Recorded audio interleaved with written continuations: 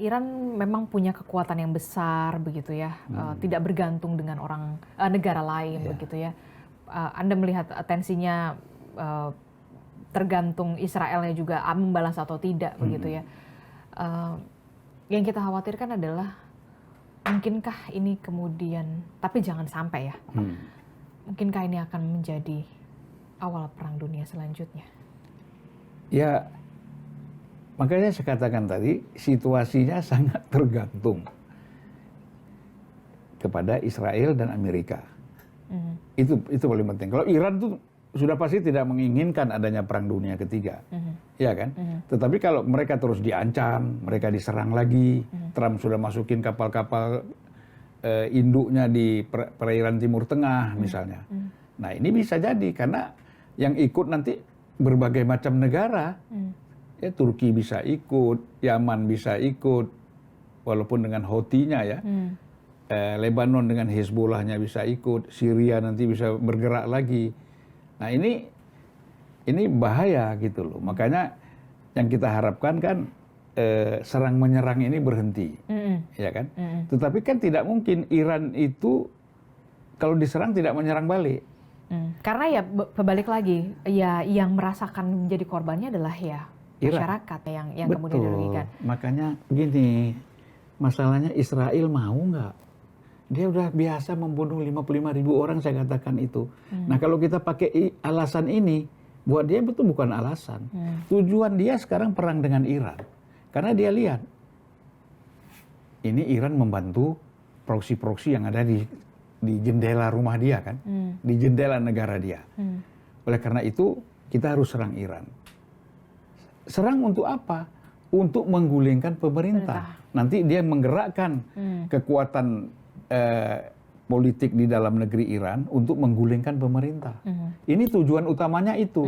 Sehingga seperti saya katakan dari awal tadi, kembalilah di Iran itu dipimpin oleh pemerintahan sekuler, bukan pemerintahan agama.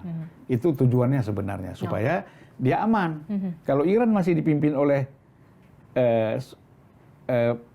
seorang tokoh agama atau ulama atau ayatollah misalnya, dia tidak akan pernah masuk bisa menduduki itu. Ya.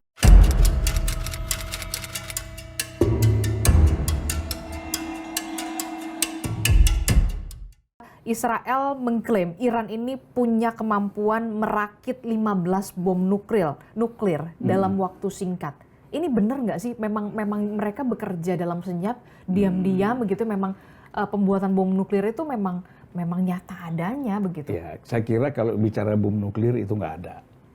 Yang ada adalah nuklir untuk power. Oke.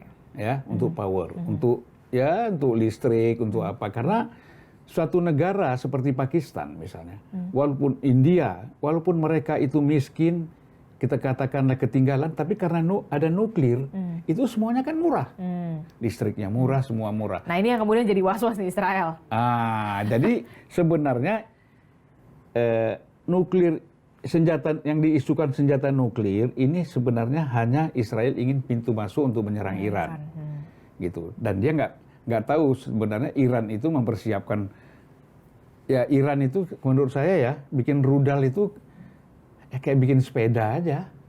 Bikin rudal kayak bikin sepeda? Iya, gampang aja. Segampang itu dan secepat itu gitu. Karena memang ada bahan bakunya. Karena kan mereka punya baja besar. Kita aja impor baja tuh dari Iran. Ya, Iran itu besar sekali. Nah, negara itu kalau sudah punya baja, itu bisa bikin tank, bisa bikin apa saja, kapal selam, pesawat, semua kan bisa. Nah, Iran itu siap itu. Tinggal dia bagaimana kemudian orang-orang yang ahli teknologi senjata, teknologi militer yang dulu pada zaman Shah Iran, mereka lari ke Amerika, ke Eropa, ketika revolusi dia balik lagi. Nah, ini yang banyak dibunuh oleh Israel juga beberapa kan, dengan cara-cara Mossad itu. Nah, jadi mereka nggak sulit untuk menciptakan rudal-rudal ini. Ribuan dia bisa bikin kok. Ini aja yang kemarin sijil 1 ton lebih kan? Ini Jadi, mungkin baru awalan nih. Ada yang lebih parah lagi nggak kalau menurut? Kita itu kalau sebenarnya ini baru di-spill nih. Sebenarnya sijil tuh baru di-spill aja gitu. Ada yang intinya nanti dulu itu yang gimana? lama-lama dulu yang lama-lama dulu dikeluarin gitu. supaya Israelnya habis energi kan, energinya terkuras, ngelawan yang rudal-rudal lama baru dikasih yang serius gitu. Nanti akan ada lagi yang lebih serius lagi. Berarti mereka. ini baru pemanasan? Ah. Ih, serem banget. Karena begini,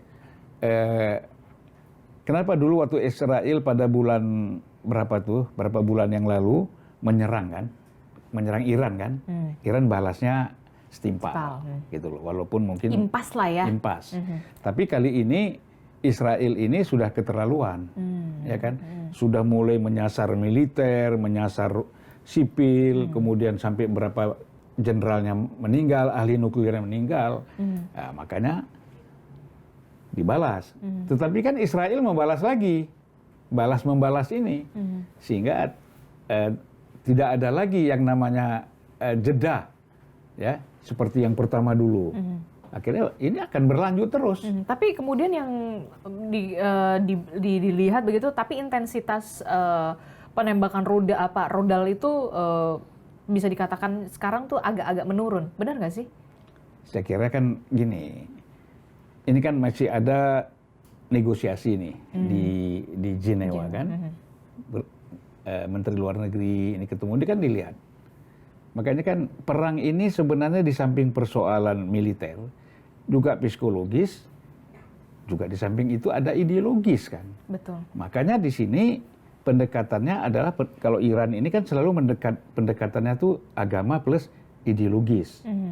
Gitu. Artinya memang kita lihat dulu. Kalau dengan filsafat misalnya ada Tesa, ini kan Tesanya kan yang kasih si Israel nyerang. Di Iran balas menjadi antitesa kan. Nah sekarang sintesanya seperti apa? Mau perang terus, ya kan sintesanya? Mau perang terus, mau detente dulu, peredaan ketegangan, atau seperti apa? Nah disinilah sebenarnya Israel itu sangat bergantung kepada Amerika.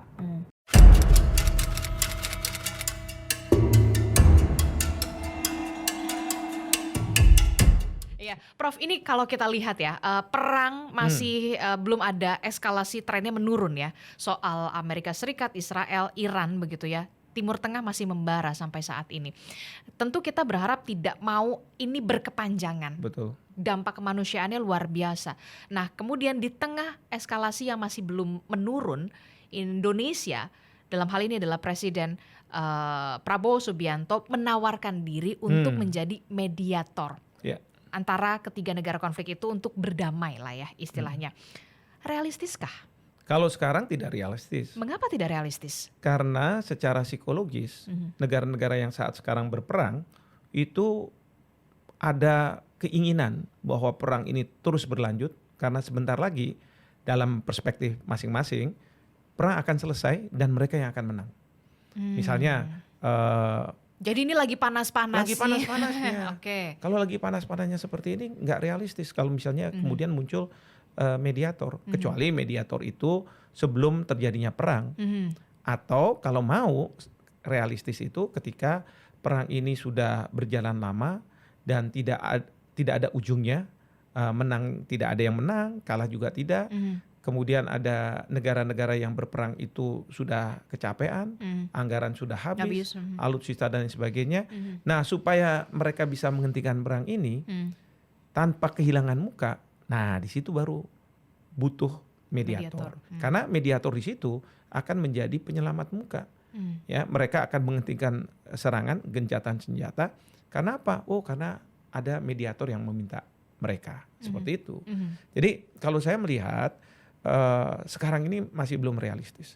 Apalagi Presiden Trump mengatakan bahwa perang ini akan selesai mungkin 4-5 minggu yang akan datang. Ini kan kita baru masuk ke minggu pertama. Belum lagi di Iran dengan terbunuhnya Ali Khamenei dari serangan Israel dan Amerika itu membuat sebagian besar rakyat Iran dan kemudian pemimpin-pemimpin Iran pada saat sekarang menganggap bahwa beliau adalah seorang martir, mati secara syahid, dan kemudian mereka akan meneruskan perlawanan yang lebih besar. Dan itu dijanjikan kan oleh pihak Iran bahwa kita akan melakukan serangan yang lebih besar. Jadi kalau sudah seperti itu tidak mungkin kalau misalnya kita menjadi mediator. seperti itu. Oke, jadi kalau untuk sekarang saat ini, apalagi di pekan pertama peperangan ini baru terjadi begitu, rasanya kurang realistis. Iya, sama sekali tidak realistis kalau menurut saya. Oke, nah apa yang bisa kemudian ditawarkan oleh Indonesia dalam kondisi saat ini begitu? Posisi tawar apa yang kemudian bisa ditampilkan oleh Indonesia dalam hal ini dari Presiden Prabowo Subianto? Oke, dalam posisi seperti sekarang ini tentu tidak banyak yang bisa dilakukan oleh Indonesia. Oke. Memang dalam rilis yang dikeluarkan oleh Kemlu, Indonesia minta agar negara-negara untuk menahan diri. Dan kita tahu bahwa perang ini ada kemungkinan melibatkan negara-negara lain. Misalnya Inggris dan Perancis sudah menyediakan pangkalan mereka untuk digunakan oleh Amerika Serikat.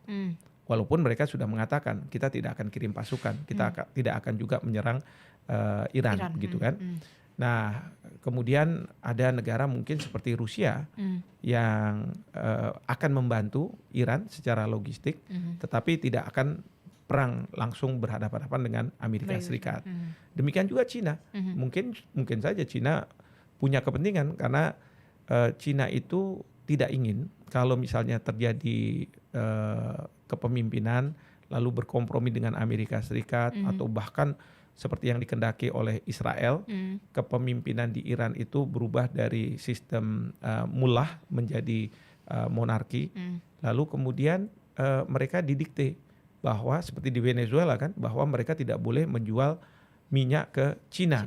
Ini kan berarti kan sebenarnya karena Amerika dengan Cina berkompetisi, Amerika Serikat mau mematikan perlahan-lahan Cina. Karena tanpa minyak bagi Cina itu sama aja tidak ada pertumbuhan ekonomi di negaranya. Dan tidak bisa menghadirkan kesejahteraan bagi rakyatnya. Nah, jadi bukannya tidak mungkin Cina akan ikut di dalam perang ini. Tetapi sekali lagi seperti Rusia berada di belakang Iran. Nah, yang kita khawatirkan satu lagi, Korea Utara.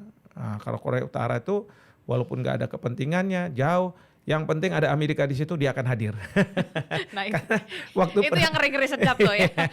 Iya kan waktu perang Rusia lawan Ukraina ada 1.000 tentara Korea Utara yang ada di sana kan gitu ya, membantu. Nah, jadi ini yang katakanlah kalau misalnya dalam situasi sekarang ini, maka himbauan itu jadi penting. Ya, tapi kita mau menjadi mediator, ini agak tersandera juga kita untuk di dalam negeri. Nah, tersanderanya? Tersanderanya karena kita tidak secara tegas mengutuk Israel. Nah, itu dia yang baru saya ingin mau tanyakan. Waktu beberapa hari yang lalu kan memang Kementerian Luar Negeri, dalam hal ini adalah Menteri Luar Negeri Sugiono, memberikan pernyataan soal menyesalkan perundingan yang gagal dan segala macam. Belum ada pernyataan secara tegas begitu, mengutuk secara tegas segala macam. Nah, itu banyak yang kemudian mempertanyakan begitu, mana ini ketegasan dari pemerintah Indonesia begitu dengan adanya perang ini? Apakah ini juga menjadi strategi bagi pemerintah Indonesia untuk bisa ke depannya blueprintnya untuk menjadi mediator? Betul. Jadi itu yang saya baca, karena kita ingin menjadi mediator, maka tentu kalau jadi mediator, kalau kita mengutuk misalnya ya Amerika atau Israel, yang jadi permasalahan itu mereka akan mengatakan, bukannya kemarin kamu udah ngutuk saya, ngapain jadi mediator, gitu kan? Jadi sejak awal kita tidak melakukan pengecaman dengan harapan ada trust di antara negara-negara yang mau kita menjadi mediator, ya karena kita masih dianggap netral, tidak berpihak, gitu. Jadi memang seperti itu kalau dugaan saya, walaupun dari masyarakat kan sudah tidak sabar mengatakan bahwa bagaimana kenapa sih nih, gitu? Kenapa sih kita nggak mengutuk? Karena pertama sebenarnya kan deal dengan Iran, antara Amerika Serikat dengan Iran itu sudah mendekati, senjata nuklir katanya Iran sudah tidak akan ada, kemudian juga pengayaan uranium. Tinggal sekarang masalahnya menurut Menteri Luar Negeri Oman, stockpiling, ya stok-stok yang mungkin dulu pernah ada yang harus dihilangkan. Dan kita juga harus ingat 6 bulan yang lalu kan, bulan Juni ya waktu itu tahun kemarin, itu kan Amerika dan Israel sudah menyerang dan mereka dengan tegas mengatakan bahwa kemampuan Iran untuk mengembangkan senjata nuklir dan uranium itu sudah hilang sama sekali. Nah kalau sudah hilang, Jadi yang dibilang bisa sehari 400 tuh, ya kan harusnya udah hilang, udah nggak ada lagi. Nah terus kemudian tiba-tiba Israel menyerang, ya dengan alasan preemptif karena apa? Ada dugaan ada senjata nuklir yang ditujukan ke mereka. Itu kan mengada-ada. Jadi publik di Indonesia mungkin mengatakan bahwa ini nggak benar nih. Ya Israel jelas dia sudah menjadi agresor, dia sudah melanggar pasal 2 ayat 4 Piagam PBB yang mengatakan bahwa tidak boleh suatu negara itu tidak menahan diri untuk menggunakan kekerasan terhadap teritorial wilayah negara lain. Memang pertanyaan berikutnya kenapa Amerika Serikat terus kemudian ikutan juga kan? Nah karena begini, pada waktu Iran menyerang balik ke Israel, Israel itu punya perjanjian keamanan dengan Amerika Serikat yang intinya serangan terhadap Israel berarti serangan ke Amerika Serikat. Nah di sini Amerika Serikat kan udah siap-siap, siap-siapnya itu untuk sebenarnya menekan agar Iran mau terima dealnya gitu kan. Tapi karena udah siap-siap dan Israel udah diserang ya sudah mereka melakukan serangan ke Iran. Nah jadi seperti itu posisinya kenapa pemerintah saat sekarang tidak mengecam ya. Bahkan juga di masyarakat kita, publik kita bertanya-tanya kenapa ketika Ali Khamenei tewas terbunuh, kok tidak ada ucapan bela sungkawa, walaupun sekarang sudah ada, dikirimkan surat gitu ya. Sementara Ibu Megawati juga sudah menyampaikan bela sungkawa dan lain sebagainya. Nah, ini yang komunikasi pemerintah kepada masyarakat kita ini harus bagus, karena strategi ke luar negeri yang mau dilakukan oleh pemerintah itu harus bisa dikomunikasikan secara baik ke publik, ke keluarga publik, kita ya. Jangan sampai nanti publik itu ada salah persepsi. Itu yang saya khawatirkan itu salah persepsi, seolah-olah tapi amit-amit ya kita itu lebih berpihak pada Amerika, lebih berpihak pada Israel gitu ya. Termasuk nanti ketika katakanlah kalau kita memang dipercaya, karena ini kan kita menawarkan, tapi bergantung dong kepada pihak-pihak yang berperang, percaya nggak sama Indonesia untuk jadi mediator. Nah maka kita ingin maintain netralitas kita. Nah katakanlah kita dipercaya, pertanyaan berikutnya adalah apakah kita harus bernegosiasi juga sama Israel? Ya, karena kita kan nggak punya hubungan diplomatik. Dan tentu Bapak Presiden juga harus berpikir bagaimana reaksi dari publik di Indonesia. Karena yang jelas dalam situasi seperti ini, publik di Indonesia cenderung ya mayoritas menyalahkan Israel.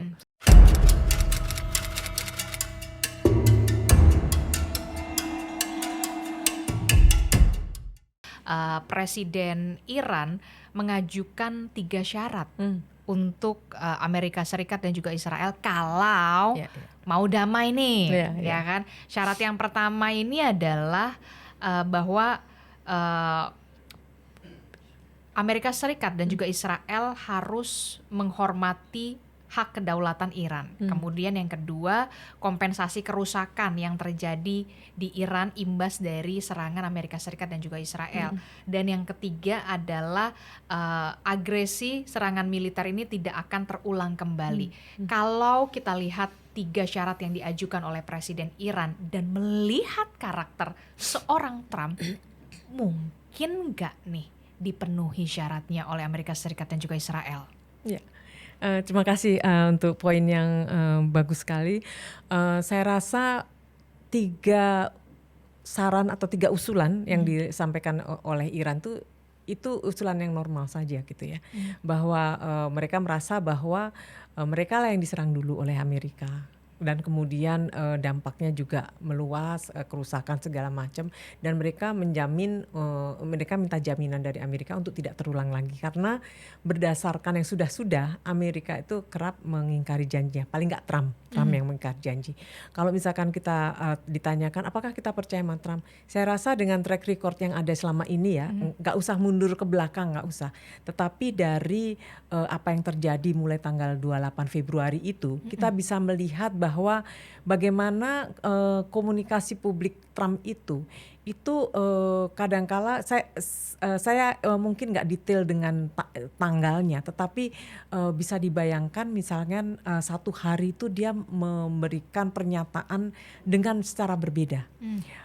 Pernah dia menelpon CBS melalui telepon dan dia mengatakan bahwa ini adalah perang yang akan segera berakhir. Bahkan 4 sampai 5 pekan lagi. Ini adalah, tetapi di satu sisi ia mengatakan di Kongres Republika di parlemen itu, dia mengatakan bahwa ya ini memang kita menang perang sebagian tapi tidak menang amat segala macam. Yang dia jaminkan di sini sebetulnya Trump ini tidak sedang bicara memastikan kapan perang itu selesai atau tidak, karena dia selalu mengatakan kalau perang ini kalau saya ingin perang ini selesai ya akan selesai. Itu seakan-akan perang ini tergantung pada keputusannya dia gitu. Tetapi di satu sisi kalau kita melihat statement dari CNN kemarin itu mengatakan bahwa Trump sekarang apakah Trump masih memegang kendali walaupun dia ingin perang itu selesai. Jadi sebetulnya publik sudah mulai ragu gitu. Publik di Amerika sendiri sudah mulai ragu bahwa sebetulnya Trump itu pegang kendali nggak? Karena Menhan Pete Hegseth itu kan juga mengatakan bahwa ketika dia mengatakan Amerika sudah menginvasi Iran dengan rudal, dengan balistik segala macam itu, ketika wartawan menanyakan, jadi kapan ini perang ini akan berakhir? Itu kapan? Oh, itu terserah Trump. Jadi personalisasi negara dan Trump itu adalah seakan-akan adalah representasi negara itu sangat kuat sekali. Sehingga ketika menjawab pertanyaan 3 keinginan Iran. Saya kok ragu Trump akan bersedia untuk memenuhi itu.